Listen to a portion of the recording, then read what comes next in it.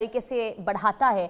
आप बने रहिए सर, लौट रही हूं आपके पास। एक बड़ी खबर सामने आ रही है, बड़ी खबर गाजा से। गाजा में मस्जिद पर इजरायली हवाई हमला हुआ है। हमले में मस्जिद पूरी तरीके से तबाह हो गया है और रिहायशी इलाकों पर हमले का आरोप लगा है। गाजा में बढ़ता जा रहा है एक बार फिर से मानवीय संकट और इजरायल पर अंतर्राष्ट्रीय आलोचना अब तेज होती हुई दिखाई दे रही है। तो गाजा से एक और बड़ी खबर, जहां स्थानीय अधिकारियों और मीडिया रिपोर्टों के अनुसार एक इजरायली हमले हुए जिसमें गाजा के रिहायशी इलाकों पर यह हमला हुआ, जिसमें एक मस्जिद पूरी तरीके से तबाह हो गई है और आरोप ये भी लगाए गए हैं कि ये नागरिक क्षेत्र में हमला किया गया है और इससे एक बार फिर इजरायल की आलोचना हो रही है। ये बड़ी खबर, ये हमले की तस्वीर भी हम आपको दिखा रहे हैं। जो कार्रवाई की गई है इजरायल की ओर से, अब इसे लेकर सवाल उठने लगे हैं। दरअसल इजरायल की ओर से इस घटना पर तत्काल विस्तृत आधिकारिक प्रतिक्रिया फिलहाल सामने नहीं आई है, लेकिन गाजा में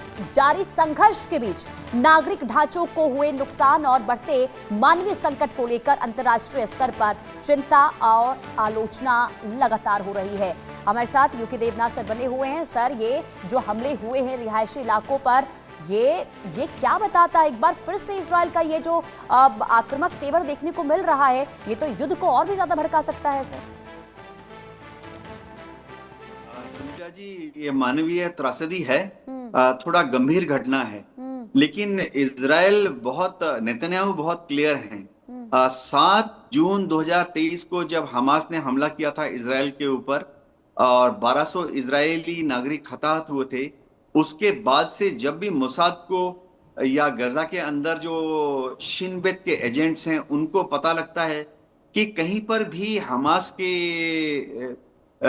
लीडर्स छुपे हुए हैं, इजरायल उनको आतंकवादी कहता है, हमास में या फिलिस्तीन के लोग उनको देश प्रेमी कहते हैं। तो जैसे ही शिन बेत रिपोर्ट देती है कि किसी स्कूल के नीचे या किसी मस्जिद के नीचे, कई बार तो किसी अस्पताल के बेसमेंट में अगर हमास के लड़ाके छुपे हुए हैं या आतंकवादी छुपे हैं, तो 15 मिनट के अंदर ही इजरायली एयरफोर्स एक बहुत बड़ा लेजर गाइडेड बॉम्ब गिरा देती है, जो कि बंकर बस्टिंग टाइप होता है, जमीन में 30-40 फुट अंदर जाके बस्ट होता है। तो उसमें वो हमास का जो लीडर है, आतंकवादी इजरायली कहते हैं, वो तो मारा ही जाता है, लेकिन साथ में कोलेटरल डैमेज भी बहुत ज्यादा होता है। औरतें, बड़े बूढ़े मारे जाते हैं।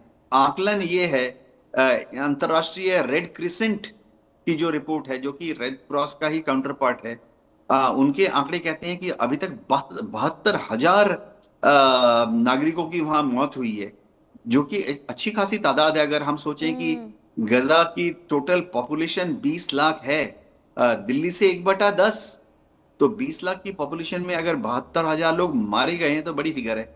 और जब मस्जिद पर हमला होता है तो इसका एक सेंसिटिव एंगल भी है, धार्मिक एंगल भी है। लेकिन नेतन्याहू ने कहा है कि हर टारगेट जहां आतंकवादी छुपे हुए हैं, हमास के प्रतिनिधि या लीडर्स छुपे हैं, वो आईडीएफ के लिए एक वैलिड टारगेट है। जी, लेकिन सर, ये तो सीधे तौर पर अंतर्राष्ट्रीय मानवीय कानून का उल्लंघन है ना। अब ऐसे में आप क्या एनालिसिस कर पा रहे, आगे क्या स्थिति गाजा में होती हुई दिखाई दे रही है सर? हाँ पुनीता जी, हुआ ये कि पिछले साल इसलिए जो आईसीसी है, इंटरनेशनल क्रिमिनल कोर्ट, वहां पर नेतन्याहू के खिलाफ एक केस भी दायर हुआ था। लीड लिया था दक्षिण अफ्रीका ने, और उसके बाद नेतन्याहू को एक वॉर क्रिमिनल डिक्लेयर कर दिया गया है। तो थ्योरेटिकली स्पीकिंग, अगर नेतन्याहू किसी दूसरे देश में जाते हैं तो उस देश का ये उत्तरदायित्व तो बनता है कि वो नेतन्याहू को अरेस्ट कर लें। लेकिन प्रैक्टिकल जो जमीनी हकीकत है, प्रैक्टिकल पॉलिटिक्स है, कोई भी देश नेतन्याहू को अरेस्ट तो नहीं कर सकता है। अभी फिर से प्रपोजल ये आ रहा है कि नेतन्याहू के ऊपर एक सेकेंड वॉर क्राइम का मुकदमा दायर किया जाए, जिसकी लीड इस बार हो सकता है कि शायद एक यूरोपियन देश ही ले, या तो स्पेन या इटली। ये सोच रहे हैं कि नेतन्याहू के खिलाफ फिर से आईसीसी में जाएं। हो ये रहा है कि दुनिया के सारे देश जो हैं नेतन्याहू को अरेस्ट करने से थोड़ा हिचकिचा रहे हैं। लेकिन एक चीज तो जाहिर है कि नेतन्याहू अमेरिका के अलावा और दुनिया के किसी भी देश में जाने से बचने की कोशिश करते हैं। आप देखिए नेतन्याहू किसी भी अफ्रीकन कंट्री में नहीं जाते, लैटिन अमेरिकन कंट्री में, साउथ ईस्ट एशियन कंट्री में नहीं जाते। वैसे बता दूं, नेतन्याहू शायद भारत आने से भी हिचकिचाते हैं। जी बिल्कुल, लेकिन सबसे बड़ा सवाल सर अब ये बना हुआ है ना कि आखिर इतना लंबा समय हो गया ऐसे युद्ध को, आखिर क्या इस युद्ध पर कोई स्थायी विराम नहीं लग सकता?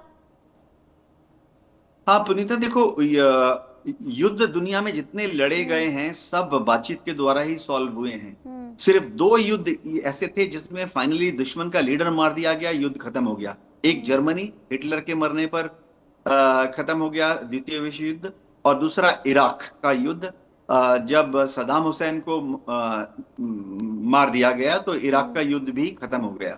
बाकी सारे युद्ध बातचीत से ही खत्म हुए। अभी हमने देखा आयतुल्लाह अली खामेनी को एलिमिनेट कर दिया गया 28 फरवरी को।